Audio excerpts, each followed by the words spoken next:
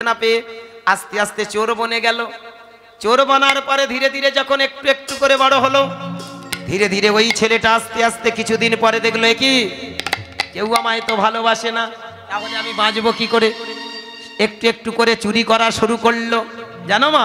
আর এই চুরি করতে করতে করতে করতে চোর বনে গেল।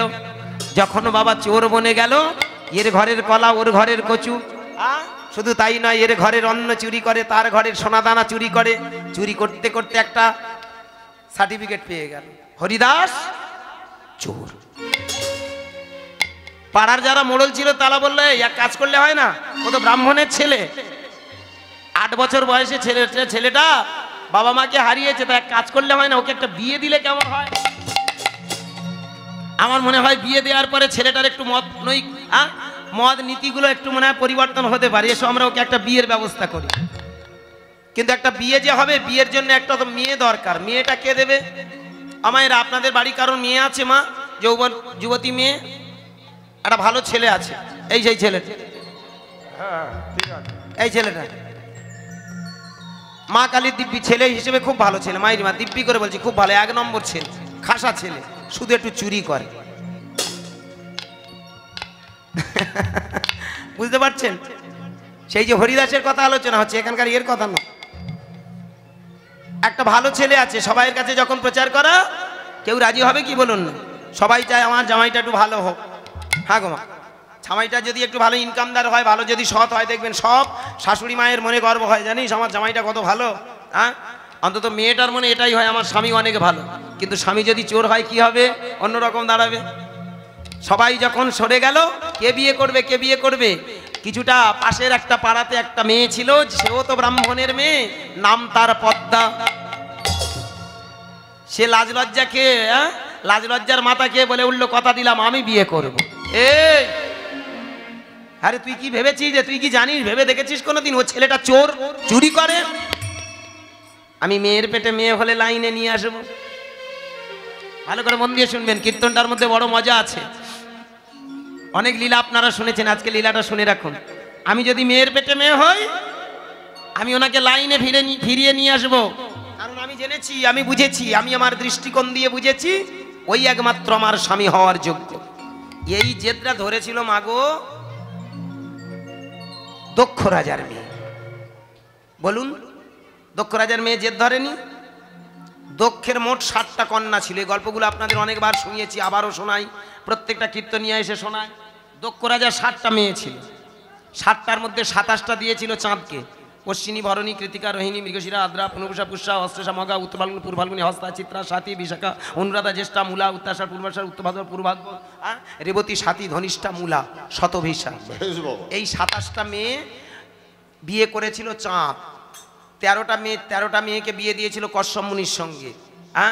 ইলা, প্রভা, কাষ্টা, তাম্রা, সরসা, দিতি, অদিতি, কদ্রু, বিনতা, ধনু, ধনায়ু, অংশিকি, সিংহিকা। ভালো করে ভেবে দেখবেন, এই যে 13টা মেয়েকে বিয়ে দিয়েছিল কশ্যপ মুনির সঙ্গে, ক্যালকুলেশনটা করে নিন। 27টা দিয়েছিল চাঁদকে, 13টা দিয়েছিল কশ্যপ মুনিকে, 27, 13, 40, 11টা দিয়েছিল একাদশ রুদ্রকে, 51, 8টা দিয়েছিল অষ্টা বসুকে। আস্তে ছোট করে বলি, 8টা দিয়েছিল অষ্টা বসুকে, তাহলে মোট হলো 59। আর একটা ছোট মতো মেয়ে ছিল, ও খুব হ্যাঁকাতে মেয়ে, বিচ্ছিরি হ্যাঁকাতে। না না, তুই তো একটা রাজার মেয়ে, তোর একটা আক্কেল করে না? তুই দেখে দেখে যে শ্মশানে মাশানে ঘুরে বেড়াচ্ছে, ছাই ভস্য ঘুরে বেড়াচ্ছে, সেই মেয়েকে তোর পছন্দ? তোর একটু হিসেব নেই? অনেক দেখবেন ওরকম ধনির মেয়ে না, সে দেখবেন অনেক রাস্তার ভিখিরিকে ভালোবেসে ফেলে না, তখন বাড়িতে দেখবেন থানা পুলিশ এসে মেয়েটাকে, একবার যদি তারা দুজনে পালিয়ে যায়, ও থানা পুলিশ এসে ভ্যানওয়ালাটাকে ভ্যানওয়ালার মতো করে দেবে, আর একে ট্রেনে নিয়ে চলে যাবে, চল তোকে ধনী বাড়ি ছেলের সঙ্গে বিয়ে দেবো। কিন্তু সে যুগে তো আর এ কল ছিল না। বাবা, মজাটা কোথায় জানেন? সেই যে মেয়েটা অন্য কেউ নয়, সে ছিল দক্ষ রাজার মেয়েকে সতী,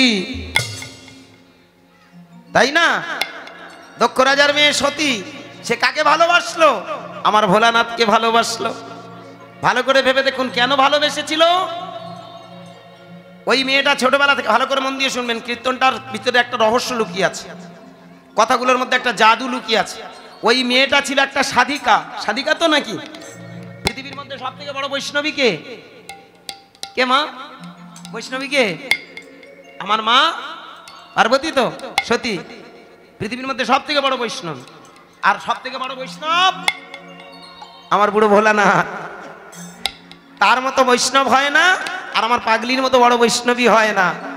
ভালো করে ভেবে দেখবেন, যে যেমন তাকে তেমন সঙ্গে তো মেলায়, তাই না? এ তো বিধির বিধান বলে না, আমরা কথা বলে থাকি জয়সাকে তো এসে মেলা, যে যেমন তার সঙ্গে তেমন মিলেছে, ঠিক তেমন ভেবে দেখবেন। আমার ওই পাগলি মেয়েটা ছোটবেলা থেকে পরম ভক্ত ছিলেন, আর ভক্ত হতে হতে হতে হতে ভগবানের আরাধনা করতে করতে তার একটা চোখ ফুটেছিল। ওই জন্য কোনো জায়গায় দেখবেন যদি মা কালীর ফটো দেখেন, মা দুর্গার কালী আলাদা নয়। একটি মেয়ে, একটি আছে দুষ্টু মেয়ে, একটি ভারী শান্ত, একটি মেয়ে দক্ষিণ হওয়া, আর একটি দুর্দান্ত। আসল কথা দুটি তো নয়, একটি মেয়েই মোটে, একটা মেয়ে বিভিন্ন রূপেই প্রকাশ। আস্তে মন দিয়ে শুনবেন, কি মজার জায়গা। ঠিক তেমন তাহলে যিনি দুর্গা তিনি কালী। মায়েরা ভেবে দেখবেন, মা কালী বা মা দুর্গার দিকে তাকান, একটা চোখ আছে, তাই না? এখানে একটা চোখ আছে তো, কি? আবার ভোলানাথে দেখবেন এখানে একটা চোখ আছে। আচ্ছা, ওরা যদি সর্বে সর্বা হলো, ভগবান হলো, ওদের আবার এই চোখ কেন আর ফুললো বা কি করে? কোনোদিন আমরা ভেবে দেখেছি? এগুলো আমরা কোনোদিন জানার চেষ্টা করি না। ভেবে দেখবেন, একটা খুব ডেপ্থের কথা বলে যাই, মন দিয়ে শুনবেন, কীর্তনের ভিতরে কত রহস্য।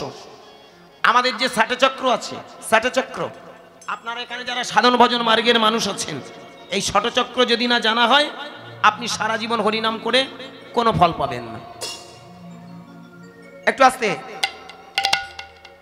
যারা হরিনাম শুনতে এসেছেন, আজকের একটা কথা বলে যাই, মায়েরা জীবনে অনেক কীর্তন শুনেছেন, অনেক লীলা শুনেছেন, আপনার রাধাকৃষ্ণের লীলা শুনে শুনে মুখস্থ করে ফেলেছেন, কিন্তু এই ষটচক্র, নিজের জীবন চক্রটা, নিজের জীবনে কোথায় কে আছে, এটা যদি না জানেন, তাহলে আপনার হরিনাম শুনে ফল ফলে না। ভেবে দেখবেন, আমাদের দেহের মধ্যে ষটচক্র আছে কোথায় বাবা? পায়খানার আড়াই আঙ্গুলি উপরে, ওখানে একটা গ্ল্যান্ড বা গ্রোথ আছে, যার নাম মূলাধার। ঠিক তো বাবা? আপনি ভাবের মানুষ, গভীরের মানুষ তো। পায়খানার আড়াই, তিলকটা কোথায় কেটেছেন? এটা তিলক কাটা বলে না, তিলক সেবা বলে? তিলক সেবা বলে না? আমি যদি কাটা বলি ভুল হবে? আপনি কাটা মানে বাদ বললেন, আমি তিলক কাটা মানে ব্যাখ্যা করে দেব। তিলক কাটা হয়, তারপরে সেবা হয়। কীরকম দেখবেন, যখনই তিলকটা আপনি কাটলেন না, তিলক কাটলেন মানে কি, ওখানে মধ্যে যে চোখটা আছে, চোখটার পর্দাগুলো কেটে যায়, ওর ভিতরে একটা আচ্ছন্ন আছে। দেখবেন, যেমন আমি আপনাদের তর্কে যাব না বাবা, সিদ্ধান্তে আসবো, কারণ আপনারা গভীরের মানুষ, আপনাদের সঙ্গে তর্ক করা মানে মূর্খের পরিচয়। তবু এইটুকু আমি বলবো, এটা কেন? এখানে একটা চোখ আছে, তাই না বাবা? তিলক, তিলক, এটা তিলক নয়, এটা ত্রিলোক দর্শন করা যায়। কি বুঝাচ্ছে? এই যে আপনি দেখতে দেখতে দেখতে দেখতে আজকের পৃথিবীর চলচ্চিত্রগুলো খুঁজে পাচ্ছেন, যাচ্ছেন না? এর আগে কিন্তু আপনার এই চোখটা ছিল না, এই ভাবতারা ছিল না, এই জগতে ছিলেন না।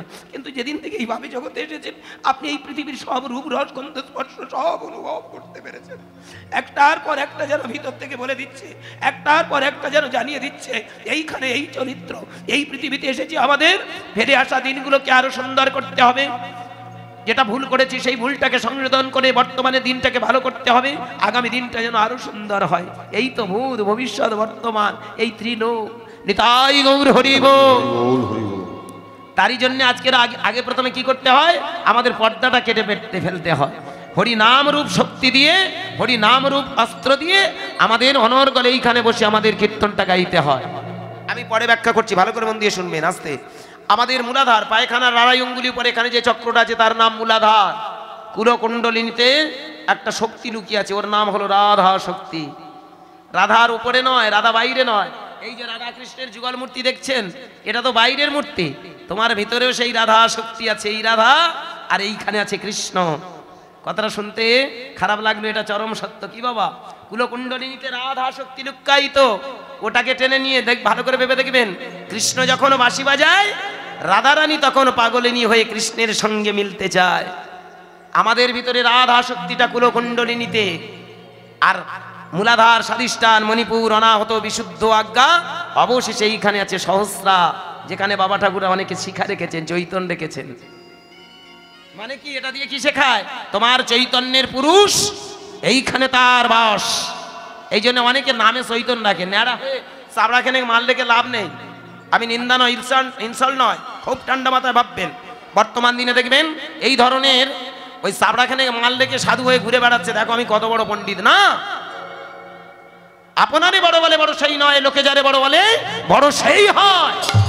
পৃথিবীতে নিজেকে কোনোদিন বলবে না আমি অনেক দামি, অনেক জ্ঞানী, অনেক কিছু বুঝি। ভালো করে ভেবে দেখার আছে। এইখানে ভালো করে ভাববেন, এইখানে যেটা সেটা হলো সহস্রা পায়খানা। তাহলে এইবার ব্যাখ্যাগুলো করে দিই, ভালো করে মন দিয়ে শুনবেন। পায়খানার আড়াই অঙ্গুলি উপরে আছে মূলাধার, ওখানে রাধা শক্তিটা ঘুমিয়ে আছে। ওখান থেকে একটু এগিয়ে আসুন, যেখানে আমরা প্রস্রাব করি। ভগবান আমাদের এই যে প্রস্রাবের জায়গাটা শুধুমাত্র প্রস্রাব করার জন্য দেয়নি, আর একটু ফুর্তি আনন্দের জন্য দেয়নি। খুব কাঁচা কথায় পাকা অর্থ। এখানে আমাদের লুকিয়ে আছে স্বাধিষ্ঠান, অধিষ্ঠান, অধিষ্ঠান, স্বাধিষ্ঠান। কি বাবা, সহ মানে নিজে, তার প্রকাশ তো এখানেই। তুমি যখন অনর্গল হরিনাম করবে, আস্তে আস্তে দেখবে তোমার ভিতরে সেই কামনা বাসনাগুলো আস্তে আস্তে করজাত হয়ে যাবে। সেদিন তুমি জানতে পারবে এই যে সুখটা ক্ষণিকের সুখ, আর মহাসুখ আছে উপরে। এই জন্য স্ব-অধিষ্ঠান, তিনি প্রকাশ এইখানে, এই স্বাধিষ্ঠান। মণিপুর, তোমার নীলমণিটা অন্য জায়গায় নয়, নীলমণিটা এইখানে, এটা মণিপুর, নীলমণির পুর। এটা বোঝার আছে, এইগুলো আমরা কীর্তনে বুঝি না বাবা। অনাহত তোমার ভগবান তুমি বাইরে খুঁজছো, হনুমান বুক চিরে দেখিয়ে দিল, হনুমান প্রমাণ করে দিল সরজুর তীরে দাঁড়িয়ে, এই দেখো যে রাম সীতা বাইরে, সেই রাম সীতা আমার ভিতরে।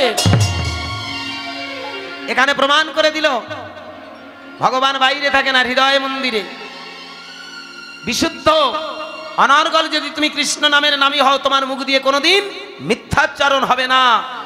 এই কণ্ঠ দিয়ে দেখবে সত্য ন্যায় নীতির আদর্শগুলো বেরিয়ে আসবে। এই সমাজ গঠনের আদর্শের কথা তোমার মুখ দিয়ে বেরোবে। মানুষকে শোষণ নয়, মানুষের সঙ্গে হিংসা নয়, মানুষের সঙ্গে ভেদাভেদ বৈষম্যের কথা আসবে না। আজকে দিনে আসতে অনেক দেখবেন যারা বৈষ্ণব হয়ে বলে আমরা বৈষ্ণব। আমি সেখানে বলবো না, ওই কথাটা বলবেন না, এইটুকু বলুন আমি সনাতনী। নিজেকে বৈষ্ণব না বলে বলুন আমি সনাতনী, মানে সনাতন শাশ্বত ধর্ম, যা ইউনিভার্সাল ট্রুথ, যা বিশ্বের শাশ্বত চির শাশ্বত ধর্ম, বেঁচে থাকার ধর্ম, এই জীবনের ধর্ম। এই পৃথিবীতে আমি আমার একটাই পরিচয়, আমি মানুষ। এই জন্য ভালো করে ভেবে দেখবেন, সনাতন ধর্মে কোনো জাতপাত থাকে না। যারা প্রকৃত সনাতন ধর্ম বলে, সনাতন ধর্মের প্রকৃত অর্থ হলো যাহা শাশ্বত ধর্ম, যেটার দ্বারা এই পৃথিবীতে আমি বেঁচে আছি। দ্যাট ন্যাচারাল ইনস্টিংক্ট ইজ সনাতন। বোঝা গেল আমার কথাটা একটু? যাহা প্রকৃতির শাশ্বত সহজাত প্রবৃত্তি, সেটাই সনাতন, শাশ্বত রূপে প্রকাশ আছে। আজকের এইখানে দাঁড়িয়ে বলবো মায়েরা, ভেবে দেখবেন যদি কেউ মনে করে যে না আমি অনেক কিছু, কেউ যদি অনর্গল হরিনাম করে মনে মনে ভাবে আমি বৈষ্ণব না, ভেবে দেখবেন সেখানে শাশ্বত প্রমাণ করে দিয়ে গেলেন তোমার কণ্ঠ দিয়ে কোনোদিন ভেদাভেদের কথা উচ্চারণ হবে না, তোমার কণ্ঠ দিয়ে কোনোদিন অকথা কুকথা বের হবে না, তোমার কণ্ঠ দিয়ে সদা সর্বদা সমাজ সংসার রাষ্ট্র পৃথিবী গঠন করার কথা বেরোবে। নেতাজি সুভাষ চিৎকার করে বলেছিল, give me blood I give your freedom. তোমরা আমায় রক্ত দাও, আমি তোমাদের স্বাধীনতা দেব। এ কথা তো বলতে পারতো, আমরা হিন্দুদের স্বাধীনতা দেব, মোল্লাকার দেব না। কি প্রশ্ন বলেছে কি? এগুলো বোঝার আছে জানেন, আমরা কীর্তনে আসি কিন্তু এগুলো বুঝি না। যাদের কণ্ঠ দিয়ে বিশ্বের কথা ভাবি, বিশ্বের কথা বের হয়, তারাই তো প্রকৃত সাধক। রামকৃষ্ণ কথামৃতটা ভালো করে পড়বেন, ওটা কার কথা? রামকৃষ্ণ দেবের মুখ নিঃসৃত বাণী। এই কণ্ঠ দিয়ে যে শব্দগুলো বেরিয়েছিল, কথাগুলো বের হয়েছিল, সেগুলো একটা গ্রন্থাকারে লিপিবদ্ধ হয়েছে। ভালো করে ভেবে দেখবেন, সেই কথাগুলো শুধু কি হিন্দু ধর্মের জন্য বলেছে? কি শুধু আমাদের এই একটা জাতির কথা বলে গেছে? সারা বিশ্বের। কি বলুন? এই জন্য বোঝার আছে, রামকৃষ্ণ কথা মতারা পার্টিকুলার কোনো একটা ধর্মের কথা বলেনি, একটাই ধর্মের কথা বলে গেছে, সেটা মানব ধর্মের কথা। নিতাই গৌর হরি বল। তাহলে ভালো করে ভাববেন, পায়খানার আড়াই অঙ্গুলি উপরে মূলাধার, এইখানে যেখানে প্রস্রাব করি স্বাধিষ্ঠান, নাভিকমল মণিপুর, বক্ষস্থল অনাহত, কণ্ঠস্থল বিশুদ্ধ, দুই ভ্রুর মাঝখানে আজ্ঞা চক্র। হ্যাঁ গো মায়েরা, হ্যাঁ বাবা, এই যে বলছিলাম এই আজ্ঞা চক্র। আজ্ঞা চক্র অর্থাৎ একবার যদি তার আজ্ঞা পেয়ে যাও, তুমি একবার যদি সেই মনে আস্তে আস্তে তোমার ভিতরে কুপ্রবৃত্তিগুলো কেটে ফেলতে পারো। এই যে তিলক কাটা মানে কি? তোমার ভিতরের কুপ্রবৃত্তিগুলো কেটে ফেলো, তোমার ভিতরে অশুভ শক্তিগুলো কেটে তোমার ভিতরে শুভ শক্তিটাকে প্রকাশ ঘটাও। ভোলানাথ আর মা পার্বতী দুজনে দেখিয়ে দিয়েছিল এই অশুভ শক্তিটা তথা সব কিছু দূর হয়ে যাবে যদি তোমার এটাকে তুমি খুলে দিতে পারো। তাই চোখটা যেদিন খুলে যায় সেদিন দেখবেন দেশ সেবা হয়, সেদিন থেকে হয়ে যায় তিলক সেবা। কি বাবা, নিতাই গৌর প্রেমানন্দে হরি বল, হরি বল। কারণ আগে প্রথম তুমি তোমার নিজেকে না সাজিয়ে অপরকে সেবা করবে কিসে? নিজে না তৈরি হয়ে অপরকে সেবা করা যায় না। তাই আগে নিজের কুপ্রবৃত্তিগুলো কাটো, ভেদাভেদ বৈষম্যগুলো কেটে এগিয়ে চলো। তাহলে ভক্তমণ্ডলী মায়েরা, আর আছে অবশেষে সহস্রা, অর্থাৎ এইখানে যেদিন মানুষ আসে এইখানে লুকিয়ে থাকে সিদ্ধি, মুক্তি, নির্বাণ, নির্বিকল্প। এমনকি মানুষ যদি আস্তে আস্তে চায় নিজের ভাব সমাধিটা নিজেই গড়ে নেয়। আহা, ভেবে দেখবেন রামকৃষ্ণ ঠাকুর, বিবেকানন্দ, অনুকূল ঠাকুর, বালক ব্রহ্মচারী, ঋষি অরবিন্দ, ওঙ্কারনাথ, নেতাজি, চৈতন্য মহাপ্রভু, যাদেরকে আমরা ভগবান বলি, দেশপ্রেমিক বলি, ভালোবাসার দেশকে যারা ভালোবাসে তাদের সমাধি হতো, সমাধি হয়েছে, হয়নি বাবা? দিনের পর দিন তারা বসে থাকতে পেরেছে কেন? ভালো করে ভেবে দেখবেন, যখন মানুষ মনটাকে চৈতন্যের সাগরে নিয়ে যায় তখন তার ভিতরে আস্তে আস্তে বিশ্বপ্রেম জেগে ওঠে, বিশ্ব মানবিকতা বোধ জাগে। এই জন্যে যতক্ষণ না বিশ্বপ্রেম জাগবে ততক্ষণ তুমি বৈষ্ণব নও। বাইরে সেজেছে কিন্তু ভেতরে যতক্ষণ না তুমি উত্তীর্ণ যাবে ততক্ষণ তুমি বৈষ্ণব নও। আর প্রকৃত যারা বৈষ্ণব হয় তারা কোনোদিন ভেদাভেদ করে না, তারা কোনোদিন মানুষকে ছোট করে না। এখনকার দিনে রাগ করবেন না, ক্ষমা করবেন। অনেকে বলেন আস্তে, বাবা আমরা মঠ মন্দিরে দীক্ষা নিয়েছি, আমি ওর হাতে খাবার খাবো। এই ব্যায়ামটা খুব খারাপ জিনিস। ইদানিং আমি দেখেছি কিছু কিছু কীর্তনিয়ার ভেতরে এই ব্যায়ামটা খুব চেকেছে। ওরা মঠ মন্দিরের আশ্রিত হয়েছে, ওরা জানে চৈতন রাখলে, মালা পড়লে লোক ভাববে সাধু।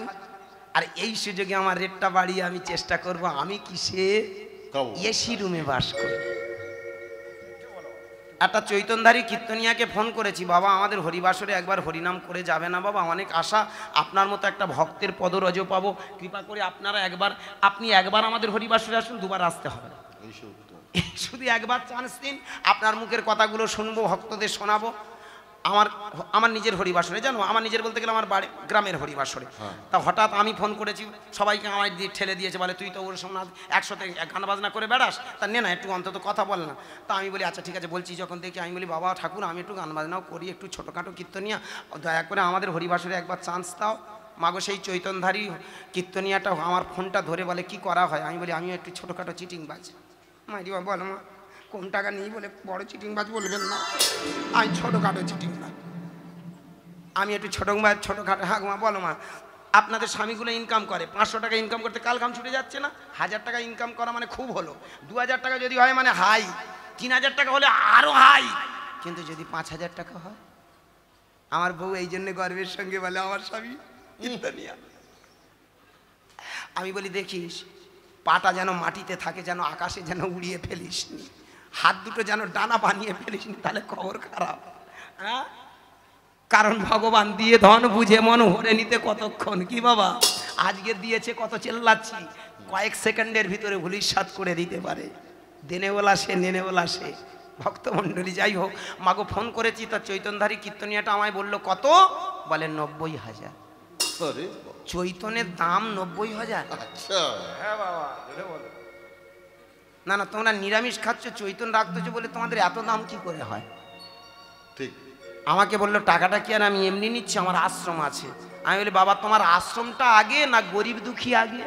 প্রশ্ন না, আমার আশ্রমে প্রতিদিন সেবা হয়, নরনারায়ণ সেবা হয়।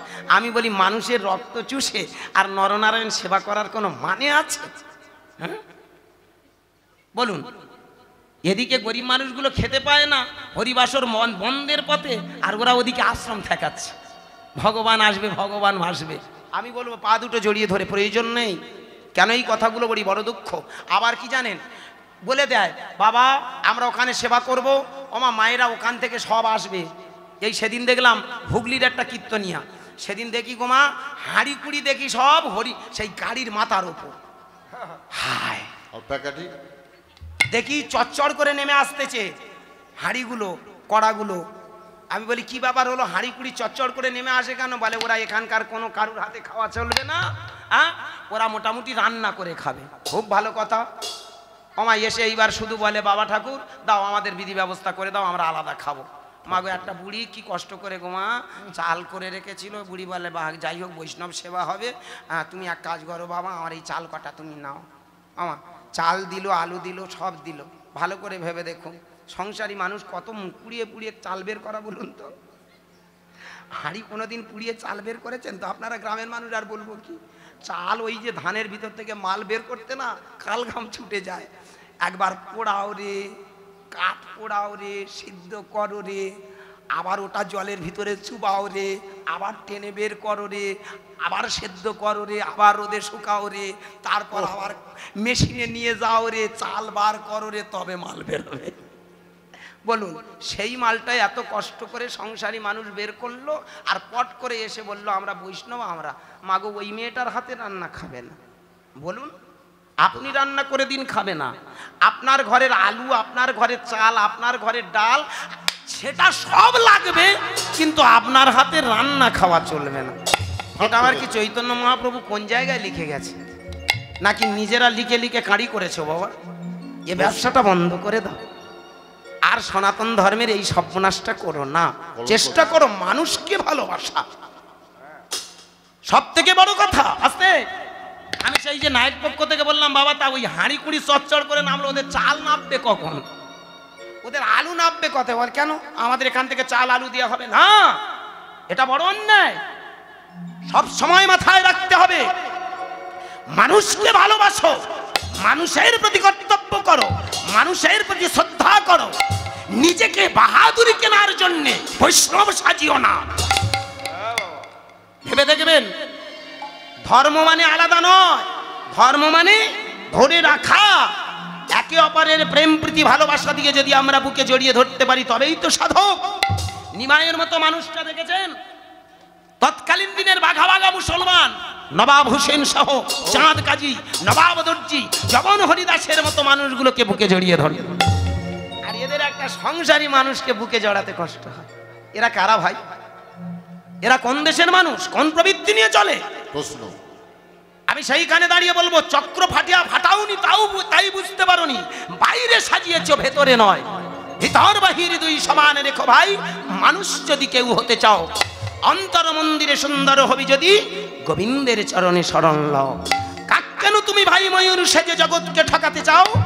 নিজেই তুমি ঠকবে শেষে, জেনে কি তা জানো না তাও। মানুষ যদি কেউ হতে চাও, মনে করো তুমি ভাই ধর্মের ভাই লুকিয়ে চলবে বুদ্ধিহীন, পরে একজন মানুষ আছে ভাই জানছে সারা নিষেধ। বিবেক বলিয়া দেয় সাধু কি শয়তান। আমি বলে দিতে পারি আমি কি, আমি মানুষ ঠকাতে পারি, কিন্তু আমাকে ঠকানোর জন্য বসে আছে একজন। এই জন্য পা দুটো জড়িয়ে ধরে বলবো, বাবা ক্ষমা করবেন, ইনসাল নয়। যদি অনেকে বলতে পারেন বৈষ্ণব নিন্দা, যত পাপ হবে কথা দিলাম। ওই দিন ক্যামেরা অন দ্য স্টেজে দাঁড়িয়ে ভগবানের দিব্যি, আমার মরা বাপের দিব্যি, যদি কোনো পাপ হয়, বৈষ্ণব নিন্দার যদি পাপ হয়, আমার মাথায় আসুক। এটা নিন্দা নয়, এটা সমালোচনা। পাপ নিতে রাজি আছে, চ্যালেঞ্জ। এই হরিবাসরে দাঁড়িয়ে আমি মাত্রা নিয়ে কথা বলি, সেইখানে দাঁড়িয়ে বলবো, যদি আপনারা মনে করেন এটা পাপ হচ্ছে, দিয়ে দিন, সব নিতে রাজি। কিন্তু আমি চাইবো সমাজ সুন্দর হোক। যদি আপনি বৈষ্ণব হতে চান, এই চক্রগুলো ফাটান, মূলাধার থেকে টেনে নিয়ে এসে, রাধা শক্তিটাকে টেনে নিয়ে এসে আপনি চলে আসুন স্বাধিষ্ঠানে। স্বাধিষ্ঠানে যেদিন নিয়ে আসবেন, দেখবেন আপনার সব কিছু মেনটেন্স, কামনা প্রবৃত্তি আস্তে আস্তে নিবৃত্তির পথ ধরবে। আস্তে আস্তে দেখবেন আপনার ভিতরে চলে আসবে মণিপুরে, আস্তে আস্তে চলে আসবে অনাহত বক্ষস্থল, আসবে বিশুদ্ধ, আসবে তোমার ভিতরে আজ্ঞা চক্র। যেদিন তুমি চোখ ফুটে দেখবে, সেদিন একবার কৃষ্ণ বলবে, কাঁদবে কৃষ্ণ। দেখবেন যারা প্রকৃত ভক্ত হয়, মঠ মন্দির আশ্রমে যেতে হয় না, তোমার মন্দিরটাকে রিসার্চ করো, একবার কৃষ্ণ বলো, কৃষ্ণ, তোমার ভিতরে সারা শরীরে শিহরণ জেগে যাবে। কৃষ্ণ বলো, সাথে সাথে তোমার ভিতরে একটা লোমহর্ষণ হবে। আর এই লোমহর্ষণের সাথে সাথে তুমি দেখতে পাবে তোমার দুটো নয়ন দিয়ে ধারা বইবে। যেদিন দেখবে তোমার নয়নে ধারা বইবে, এই কৃষ্ণ নামের ধারায় দেখবে তোমার ভিতরে সব প্রবৃত্তি দূর হয়ে যাবে, কুপ্রবৃত্তিগুলো সরে গিয়ে তোমার ভিতরে জেগে জেগে উঠবে শুভ শক্তি, যার নাম বিবেক। আর বিবেক যখন জাগ্রত হবে, সবাইকে তুমি দেখবে সবাই আমার আপনজন। তাই তো নদিয়ার নিমাই তার ভিতর বিবেকটাকে জাগ্রত করে অচণ্ডালে প্রেম দানিল, অচণ্ডালে প্রেম দানিল, অচণ্ডালে প্রেম দানিল, নিজে কাঁদলো সবার কাঁদালো অচণ্ডলে প্রেম ডালিব নিজে বলে সবার বলা অচণ্ডলে প্রেম ডালিব কৃষ্ণ নামে পাগল হয়ে অচণ্ডলে প্রেম ডালিব যে হরি নামে পাগল হলো অচণ্ডলে প্রেম ডালিব যাই রে লীলার বলি হরি হৃদয় গৌর হরি হরি হরি হরি লীলার বলি হরি অচণ্ডলে প্রেম অচণ্ডলে প্রেম ডালিব। ভক্তমণ্ডলী ভক্তিমতী মায়েরা, তাহলে বোঝা গেল আজকের ক্ষমা করবেন এই ষড়চক্র সম্বন্ধে যদি না জানা থাকে আপনি সারা জীবন হরিনাম করুন বৃথা। কারণ ভেবে দেখবেন সূত্র ছাড়া অঙ্ক মেলে না। কি এখানে দেখবেন আমরা যারা একটু অঙ্ক টঙ্ক ভালোবাসি, লেখাপড়াতে করেছেন আপনারা, অঙ্ক ভালোবাসেন, অঙ্কের একটা সূত্র আছে A plus B whole square সূত্র কি? A square plus 2ab plus B square. A minus B whole square সূত্র কি? আছে A square minus 2ab plus B square.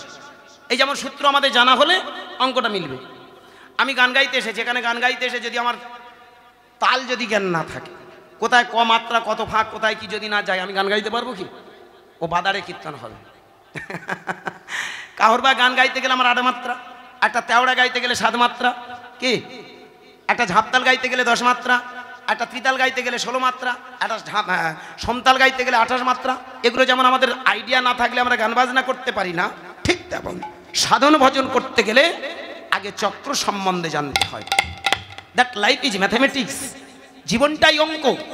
আর সেই অঙ্কের জায়গায় দাঁড়িয়ে যদি আমরা হিসেব না করতে পারি ভুল হয়ে যায়। তাই মায়েরা, ভক্তমণ্ডলী, বাবা মায়েরা ভেবে দেখবেন চোখ যতক্ষণ না ফোটে আমরা মানুষ চিনতে পারি না। আমার নিমাইচাঁদ এলেন, হরিনাম দিয়ে চোখ ফুটিয়ে মানুষ চিনতে শেখালেন, জীব জগৎকে চিনতে শেখালেন, এই বিশ্ব ব্রহ্মাণ্ডকে চিনতে শেখালেন। তাই যাদের চোখ ফুটেছে তারা মানুষ চিনে ফেলেছে।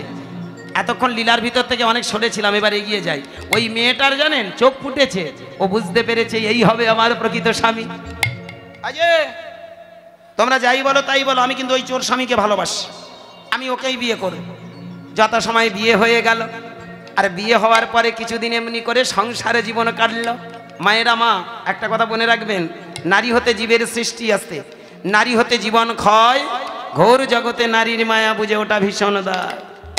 মায়েরা পারে সংসারটাকে গুছাতে, আবার এই নারী পারে সংসারটাকে ধ্বংস করে।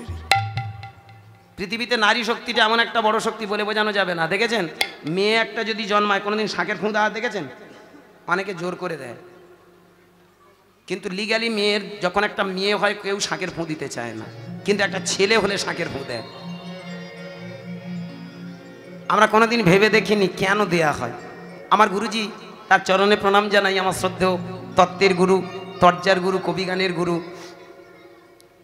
গোপালবাবুর কাছে। গোপালবাবুর কাছে আমি একদিন প্রশ্ন করেছিলাম, বাবা একটা মেয়ে হওয়ার সাথে সাথে কেউ তো শাঁখের ফুঁ দিতে চায় না, কেন? মেয়ে হয়েছে বলে নাকি?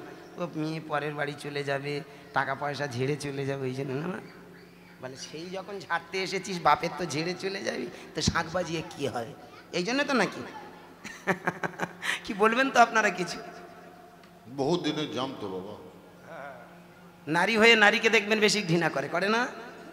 মেয়েরা মেয়েদের সব থেকে বড় শত্রু। একসঙ্গে মিটিং করলে কি হবে, মনে মনে খুব হিংসা পুষে রাখে। রাগ করবে না?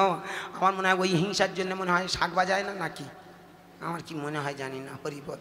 তা গুরুদেবের কাছে গেছি, গুরুদেব আমায় বলছেন যে বাবা কেন করা হয় জানেন? আমার শুনে রাখুন, খুব দারুণ কথা। হিংসা নয়, এখানে কিছু নয়। একটা নারী জন্মানোর সঙ্গে সঙ্গে কিন্তু সে অনেক পাওয়ার নিয়ে জন্মায়। এই জন্য দেখবেন মায়েরা যা পারে একটা পুরুষ কিন্তু সেটা পারে না। একটা মায়েদের ভেতরে যতটা জ্ঞান আছে একটা পুরুষের ভিতরে কিন্তু সেই জ্ঞানটা নেই, কিন্তু ওরা অজ্ঞানতার বাতাবরণে জড়িয়ে থাকে। ওরা ইচ্ছা করে জড়ানোর চেষ্টা করে, তাতেই পেছিয়ে জড়িয়ে যায়। একটু যদি নারী শক্তিটাকে কাজে লাগান তাহলে দেখবেন সমস্ত পুরুষ শক্তি কিন্তু পরাস্ত। ভেবে দেখবেন রম্বাসুরের পুত্র মহিষাসুর, ওকে কিন্তু অন্য কোনো দেবদেবতা মারতে পারত না, পারেও নি। মেরেছিল কে? একটা নারী শক্তি, দুর্গা।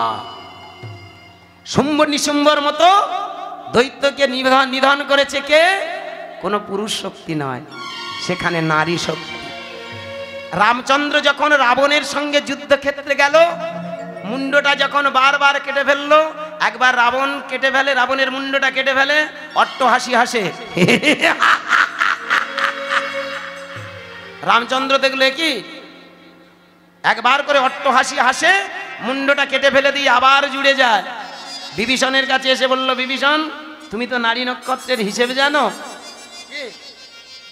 তুমি তো সব কিছুর মূলে, তাহলে বলো বিভীষণ এর পিছনে কোন রাস্তা ধরলে তবে আমি যুদ্ধে জয়ী হব? বিভীষণ বললেন, আছে একটা রাস্তা, কারণ তুমি যতই সাধন ভজন করো না কেন, ওই রাবণের থেকে তোমার সাধনা এখন অনেক খামতি আছে। তাই তুমি এক কাজ করো, অকালে নারী শক্তি পূজা কর, শক্তির সাধনা কর। ভালো করে ভেবে দেখুন, কেন ওই সময় তো বলতে পারতো রামচন্দ্র যে প্রভু, হে প্রভু রাম, তুমি এক কাজ করো প্রভু, তুমি নারায়ণের পুজো করো, কি এ কথা তো বলতে পারতো, বা অন্য কোনো দেবদেবীর পুজো করো। শক্তির পূজা কেন করতে বললেন? এটা বোঝার আছে, নারী শক্তিকে যদি পূজা করা যায় তাহলে দেখবেন সেই পুরুষ তবেই কিন্তু শক্তি সঞ্চার হয়। নাদ ব্রহ্ম সাউন্ড রাজ্যি শব্দ ব্রহ্ম প্রণব মন্ত্র, কৃষ্ণ রাম নারায়ণ হরি ওম, ও আল্লাহ, ও গড, যে যেভাবে ডাকি না কেন, ও উ মো, সৃষ্টি স্থিতি প্রলয়।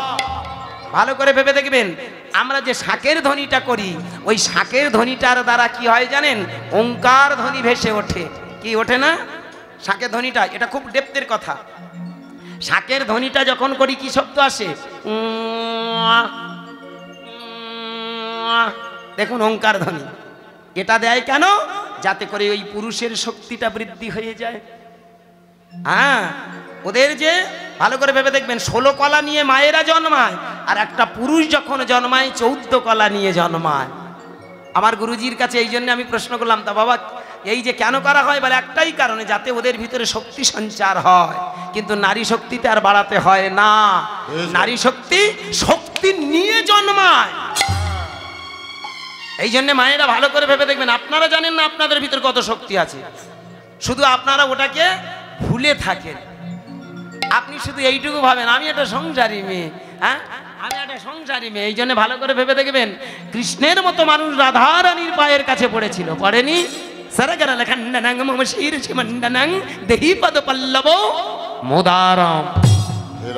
রাধারানী মান করেছিল, তাতেই কৃষ্ণের টনক নড়ে গেল।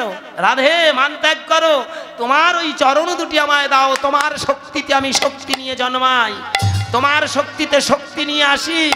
আজ তুমি আমায় শক্তিটা দূরে সরে যেও না, কাছে এসো, তোমার চরণ দুটি আমার মাথায় দাও। রামকৃষ্ণ পরমহংসদেব সারদার পায়ের কাছে গিয়ে বলল, তুমি আমার জগৎ জননী, তুমি আমায় আশীর্বাদ করো, আমি যেন সেই মাতৃশক্তি আর তোমার শক্তি মিলেমিশে যেন মহাশক্তি পাই। ভালো করে ভেবে দেখবেন, বিষ্ণুপ্রিয়ার মতো শক্তির কাছে গিয়ে আমার চৈতন্য মহাপ্রভু বললেন, তুমি তোমার মহাশক্তি, আশীর্বাদ করো আমি যেন কৃষ্ণ নাম করতে পারি। তাই তো বিষ্ণুপ্রিয়া বলেছিল, আমি তোমায় দুহাত ভরে শুধু অনুমতি নয়, আমি প্রার্থনা করব, আজ থেকে সবাইকার বলবো, তোমরাও বলো, ভজ শ্রী কৃষ্ণ, কহ শ্রী কৃষ্ণ, লহ শ্রী কৃষ্ণের নাম রে। ভজ শ্রী কৃষ্ণ, জপ শ্রী কৃষ্ণ, লহ শ্রী কৃষ্ণের নাম রে। যে জন শ্রী কৃষ্ণ ভজে, সে হয় আমার প্রাণ রে।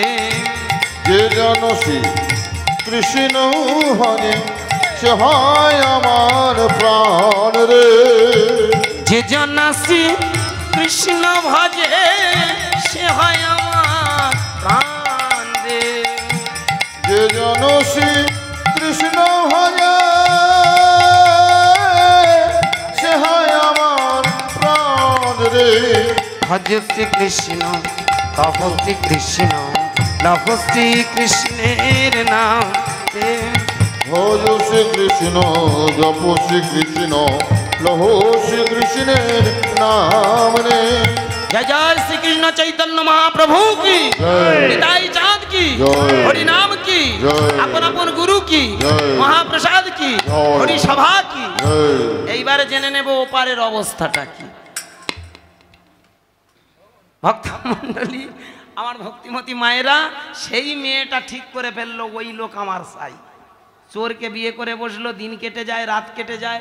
কিছুদিন পরে ধীরে ধীরে এইবার মেয়েটা শুরু করলো, স্বামী গো তোমার পায়ে ধরে মিনতি করি, স্বামী গো তোমার পায়ে পড়ি, একবার তুমি লাইনে ফিরে এসো। দেখেছো বাবা, আমার মা কি সুন্দর গুছিয়াতে শুরু করেছে, সংসারটা কিভাবে গুছাচ্ছে দেখুন। বাইরে সংসারে যেমন গুছায় তেমনই এই সংসারটাকে গুছিয়ে দিতে পারে। এই যে তুমি আজ থেকে ওইসব চুরি করা বন্ধ করে দাও, আমি কথা দিচ্ছি। বনের ফল পেড়ে খাবো, বনের শাক ছিঁড়ে নিয়ে এসে সিদ্ধ করে খাবো, কিন্তু তোমার ওই চুরি করা বস্তু আমার প্রয়োজন নাই। না না, এইসব মেয়ে থাকে মা, যা যা করে আনতে যে খা না, তুই ভালো মন্দ খা না। হ্যাঁ, এখনকার মায়েরা ওইসব দিকে তাকায় না, কি বলুন? বেশিরভাগ 95% এখন বলে দেখ আমার স্বামীর ইনকামটা, সে চুরি করুক, দাড়ি করুক, ফেরাপ করুক, ফকুড়ি করুক, কার 5 দিক দেখার দরকার নেই, আমার কানের গয়নাটা দরকার, আমার গলার হাতটা দরকার। কি না, এই কলের মেয়ে এসব বিচ্ছিরি গল্প নয় মা, এসব গল্প শুনলে আমাদের কিরকম মনে হয়, এসব মেয়ে ছিল না গো মা, অবুঝ, বলে আমার কিচ্ছু লাগবে না, তুমি ওই চুরি করা ছেড়ে দাও, গাছের পাতা সিদ্ধ করে খাবো, বনের ফল বেড়ে খাবো। ধীরে ধীরে হরিদাস বলে উঠলো, তুমি কি ভেবেছো ছোটবেলা মাকে হারিয়েছি, বাবাকে হারিয়েছি, মানুষের কাছে দরবারে গিয়ে আমি ভিক্ষা করে বলেছিলাম আমাকে তোমরা এক মুঠো অন্ন দাও, দেয়নি, তাই তো আমি আজ চোর বনেছি। বলতে পারো এছাড়া তো আমি আর কোনো রাস্তা জানি না, চিনি না। সবাই জোর করে তোমার সঙ্গে আমার বিবাহ বন্ধনে আবদ্ধ করেছে, কিন্তু না, চুরি ছাড়া আমি কিছু জানি না, চুরি ছাড়া আমি স্বামী গো, চুরি ছাড়া কি আর অন্য পথ অবলম্বন করা যায় না?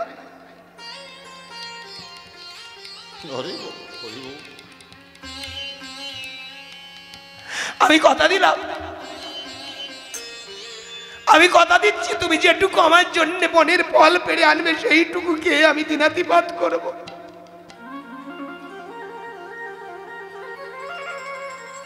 ভক্তিমতী মায়েরা, ভক্তমণ্ডলী, কাঁদতে কাঁদতে স্বামীর পা দুটো জড়িয়ে ধরল, কিন্তু সেইখানে দাঁড়িয়ে আমার সেই হরিদাস বলল, আমি অসহায়, পারবো না, পারবো না পদ্মা, তোমার কথা। কেন পারবে না, কেন পারবে না বলো? আমি স্ত্রী হয়ে যদি মেনে নিতে পারি, তুমি তুমি কেন পারবে না বলো না? আমরা কি পারি না বনের ফল পেড়ে, আমরা ওই বনের পাতাগুলো সিদ্ধ করে খেয়ে আমরা কি গোবিন্দের চরণ পূজা করতে পারি না? হরিদাস কাঁদতে কাঁদতে বলে উঠল, জানো আমি জীবনে তো চেষ্টাই করেছিলাম সৎ পথে চলবো, সৎ পথে বাঁচবো, কিন্তু আমার জীবনটা সেই দিকে টেনে নিয়ে গেছে, তাই তো আজ আমি চোর বনে গেছি। সবাই আমার রিমার্কের এক জায়গায় রেখেছে আমি চোর, সবাই জানে আমি চোর। তাই শোনো, তোমার কোনো কথা আমি রাখতে পারবো না, চলে যাও। স্বামী যখন বেরিয়ে গেল, মেয়েটা ঠাকুর ঘরে ঢুকলো, আমি কি তোমার চরণের দাস হতে পারবো না ভগবান?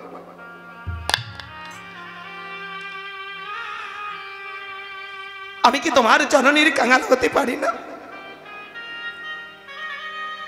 আমি শুধু তোমার কাছে এইটুকু প্রার্থনা করি ভগবান, আমি তোমার কাছে শুধু এইটুকু নিবেদন করি, আমার স্বামীকে তুমি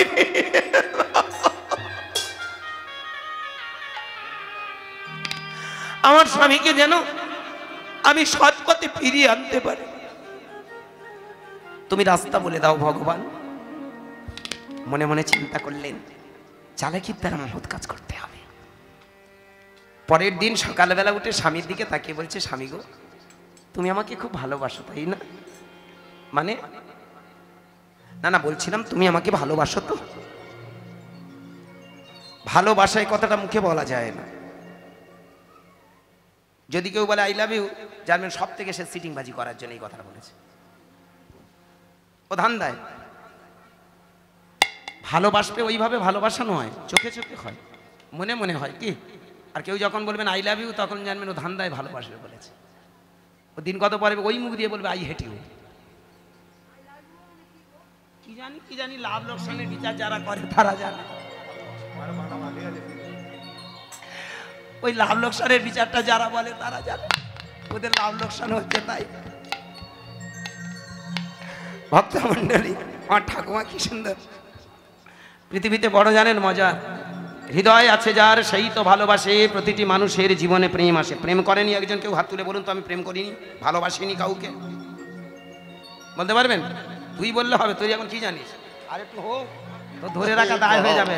আগে তো তুই ফোন কিনবি, পরের দিন থেকে চ্যাট করা শুরু করবি, তারপর মেসেঞ্জারে লাইন দিবি, তারপর ফেসবুক আর ইউটিউব, তোর নাম ফেটে যাবে। ও তো হাত তুলেছে বাবা। আস্তে যাক, কি আস্তে ক্ষমা করবেন, এটা চরম সত্য।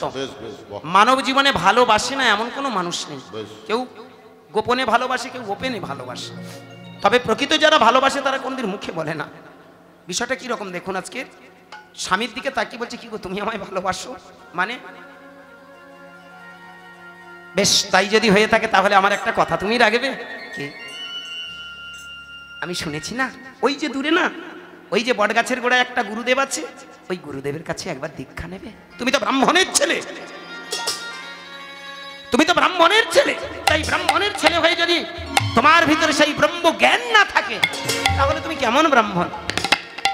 আমি তোমার স্ত্রী হয়ে, আমি তোমার সহধর্মিণী হয়ে, আমি তোমার অর্ধাঙ্গিনী হয়ে পা দুটো জড়িয়ে ধরে বলছি ওগো তুমি একবার সেই গুরুর কাছে একটু দীক্ষা নাও। এই শোন শোন, দীক্ষা নিলে কি হয় রে? কি হবে কি হবে না সেটা পরে বুঝবে, আগে তো নাও। কি এই যে আপনারা আজকে এসেছেন বিষ খেতে, এটা খেলে কি হবে কি হবে না সেটা জেনে অনেকে মনে মনে ভাবে ভালো লাগছে, তাই না। এই ভালো লাগতে লাগতে ভালোবাসার জন্ম হবে। একদিন হরিনাম শুনবেন, দুদিন হরিনাম শুনবেন, তারপরে দেখবেন ভালোবাসার মানুষের প্রতি ভালোবাসা জন্ম নেবে। আজকের বাবা মায়েরা দীক্ষা নিলে কি হয় এটা না জেনে তুমি এক কাজ করো, দীক্ষা নাও। মেয়েটার দিকে তাকিয়ে বলছে এই মেয়ে ছেলে যা বলবো তাই শুনবি, কোনো কথা না, চল। নারী জাতি অত কেন রে? এটাই হচ্ছে দেখবেন পুরুষরা আগে বলে না মা ছাল ছাড়াবো, বেরো বেরো, মেয়ে ছেলে তুই অত কি। কিন্তু জানি না আমরা, হ্যাঁ বাবা, নারী যে কত বড় শক্তিবান, নারী কত ক্ষমতা রাখে সেটা কিন্তু বলে বোঝানো যায় না। তার একটা স্যাম্পল দেখুন। এই জন্য আছে দেখবেন, যার না আছে জননী 10 দিক শূন্য, যার না আছে গৃহিণী সংসার অরণ্য। ক্ষমা করবেন, আপনাদের কষ্ট দিতে চাই না। কোনো কারণে কোনো পুরুষ যদি অকালে যদি বিপত্নিক হয়, বিপত্নিক বোঝেন তো, যদি কারো স্ত্রী মারা যায় সেই বোঝে কত যন্ত্রণা। স্ত্রী ছাড়া, সঙ্গিনী ছাড়া যে জীবনটা কত বৃথা সেটা বলে বোঝানো যাবে না। আপনার ছেলে ভালো, আপনার বৌমা ভালো, রাত 12টার সময় আপনি তো বয়স হয়েছে, দেখবেন বয়স হলে প্রত্যেকটা মানুষের বুকে একটা খিচকি লাগে, মাঝে মধ্যে লাগে না? 40 বছরের পর থেকে আপনারা রেডি থাকবেন, মাঝে মধ্যে কিন্তু বুকের মাঝখানে খবর হয়। ও মাঝে মধ্যে বলে দেয় আমি মাঝে মধ্যে হলেও হতে পারি, বন্ধ হয়ে জেলে যেতে পারি।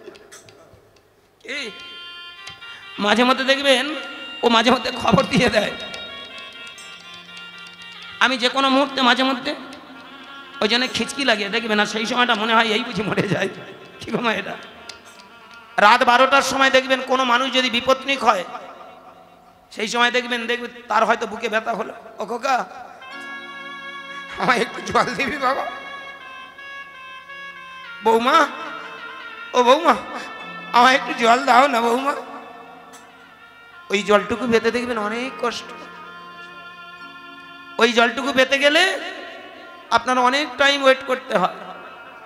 কিন্তু স্ত্রী যদি কাছে থাকে 2 মিনিট লাগে না।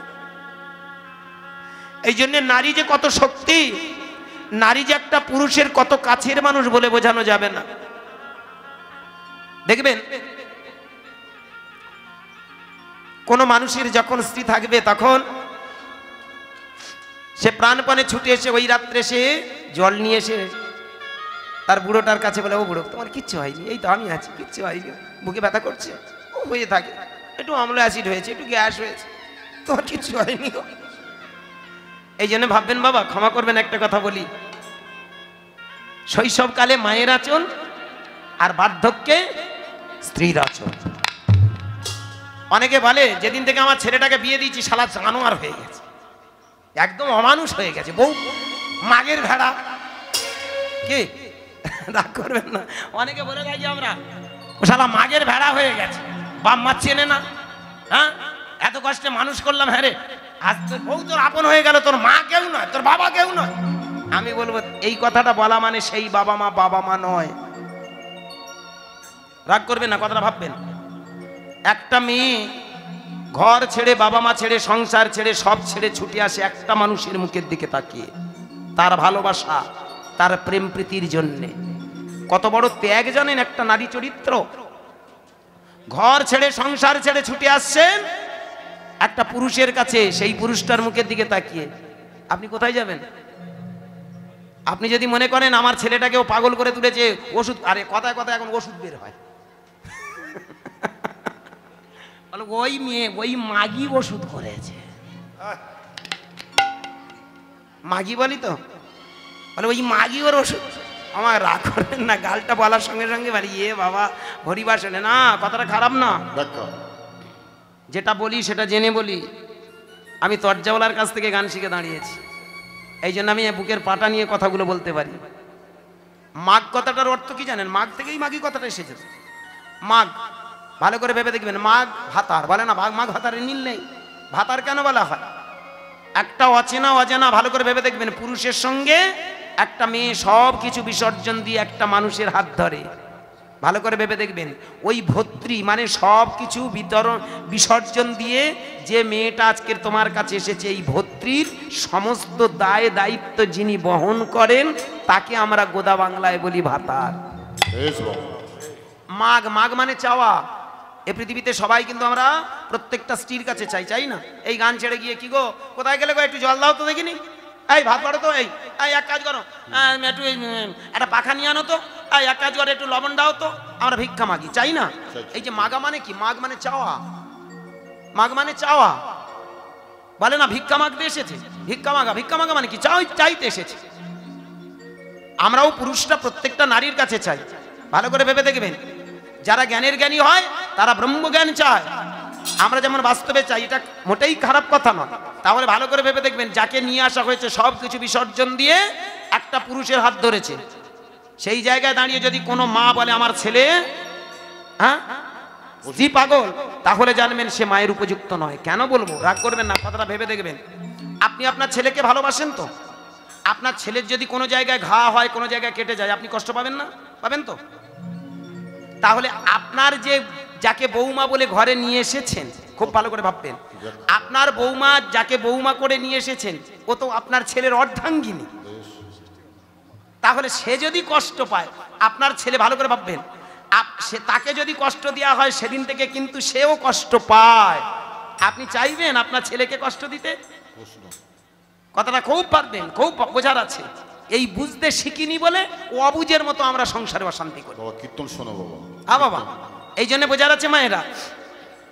প্রত্যেকটা নারী যখন দেখবেন একটা মেয়েকে বিয়ে করা হলো মানে একটা পুরুষ সেদিন থেকে স্বয়ং সম্পূর্ণ অর্ধাঙ্গিনী আসলো তার ঘরে, মানে তাহলে ভেবে দেখবেন প্রত্যেকটা মায়ের উচিত ছেলেকে যেমন ভালোবাসছেন বৌমাকে ভালোবাসেন।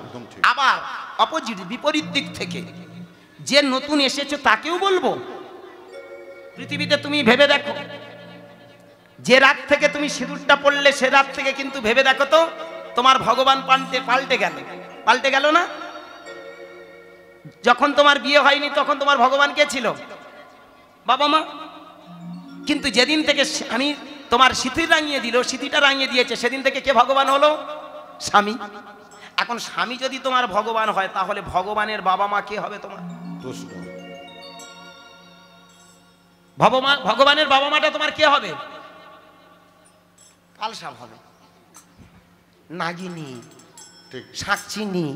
কি বলে আমাদের পাড়ায় মাঝে মাঝে লড়াই হয়, শাশুড়ি আর বৌমা যখন লড়াই হয়, মাগো এ দেখি ঝাঁটা আর ও জুতো নিয়ে রেডি, এই মারে সেই মারে, বলে আয় না সাক্ষিনী আয়, দেখি কি ঘটক। আমি মাঝে মধ্যে ভাবি এরা কারা ভাই? বোঝার আছে, মায়েরা রাগ করবে না, এটা একটা বোঝার। এই জীবনটা যদি সুন্দর এইভাবে না করতে পারি সে সংসার সুখের হয় না। অনেক সংসার দেখবেন হ্যাঁ এমনি বোঝাবুঝিটা ঠিক গুছিয়ে চলে বলে সেই সংসারটা দেখবেন একটা সার্গিক সুখ, এর নাম স্বর্গ। বেশ বাবা। আর কোনো স্বর্গ নেই, আলাদা কোনো স্বর্গ নয়। এই জন্য বোঝার আছে যারা নবাগতা, আমি পা দুটো জড়িয়ে ধরে বলবো হ্যাঁ মায়েরা, বোনেরা, দিদিরা, চেষ্টা করবেন আপনার স্বামী যদি ভগবান হন তাকে ভগবান বলে মানছেন, আর শ্বশুর শাশুড়িটাকে কোনো দিন আলাদা ভাববেন না। তাহলে দেখবেন যখন শ্বশুর শাশুড়িকে আপনি করে নিতে পারবেন, আপন করে নিতে পারবেন, তাহলে দেখবেন সেদিন থেকে সংসারটা সুখের হয়। এখানে একটা গল্প মনে পড়লো, করা যাবে? সময় আছে? 15 মিনিট। হবে না? না করো করো করো। তবু যাকে একটা ছোট্ট গল্প, আমি তখন কলেজে পড়ি জানেন, আসতে গল্পটা খুব দারুণ গল্প, একটা বিদেশি গল্পের অবলম্বনে আজকে ছোট গল্প। এটা গল্প নয়, এটা তত্ত্ব, মিলিয়ে নিন। আমি তখন কলেজে পড়াশোনা করি, দক্ষিণ বারাসত কলেজে পড়াশোনা করি।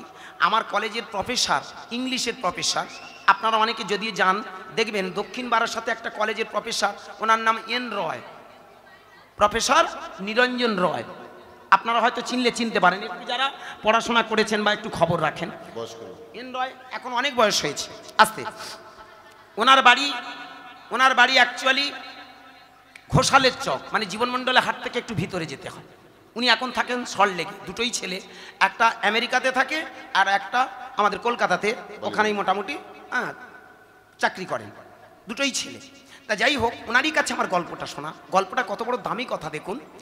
এই যে গল্পটা হচ্ছে বিদেশি কবি মাইকেল হেডেনের গল্প, মন দিয়ে শুনবেন, গল্পটা খুব দামি গল্প। এখন একটা শাশুড়ি আর একটা বৌমার মধ্যে দুবেলা গন্ডগোল হয়, মন দিয়ে শুনবেন, দারুণ একটা ইন্টারেস্টিং গল্প। গল্পটা নয় এটা, কিন্তু আবার বারবার বলছি এটা গল্প নয়, কোনো গল্প নয়, এটা তত্ত্ব। এখন সেই যে শাশুড়ি আর যে বৌমার মধ্যে সবসময় যখন গন্ডগোলটা হয়, যত দিন যায় আস্তে আস্তে দেখুন, আস্তে আস্তে ছেলেটার জীবনটা যেন বিষণ্ণতায় ভরে গেছে। ছেলেটার জীবন দেখবেন, মার যখন বউ দুজনে ঝগড়া করে, তৃতীয় ব্যক্তি সব থেকে বেশি কষ্ট পায়। কি বলুন?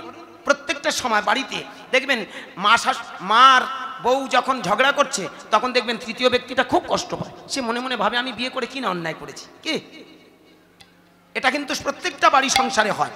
পুরুষ মানুষ চেপে রাখে, কান্নাটাকে গুছিয়ে রাখে। আমার মায়েরা রাগ করবেন না, আপনারা কেঁদে তো